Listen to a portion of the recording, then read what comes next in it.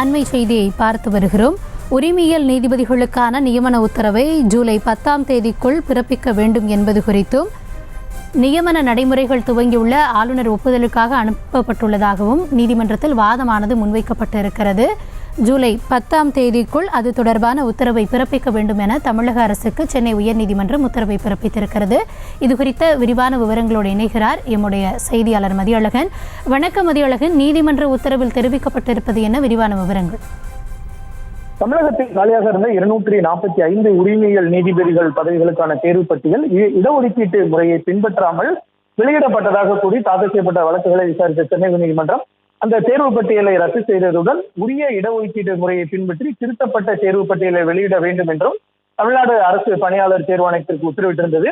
இதன்படி ஏற்கனவே தேர்வு பட்டியலில் இடம்பெற்றிருந்த 14 பேரின் பெயர்கள் நீக்கப்பட்டு புதிதாக 14 பேர் சேர்க்கப்பட்டு திருத்தப்பட்ட பட்டியலையும் தேர்வாணையம் வெளியிட்டிருந்தது. இந்நிலையில் தேர்வு பட்டியலில் இருந்து நீக்கப்பட்ட 14 பேர் தாக்கல் செய்த வழக்கை விசாரித்த சென்னை உயர்நீதிமன்றம் திருத்தப்பட்ட பட்டியலின் அடிப்படையில் நியமன உத்தரவு பிறப்பிக்க உத்தரவிட்டிருந்தது.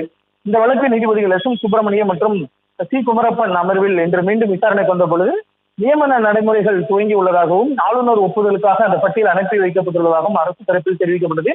இதனையடுத்து வழக்கினுடைய விசாரணை ஜூலை 10ஆம் தேதிக்கு ஒத்திவைத்த நீதிபதிகள் அதற்குள் நியமன உத்தரவுகளை பிறப்பிக்குமாறும் உத்தரவிட்டுள்ளனர்.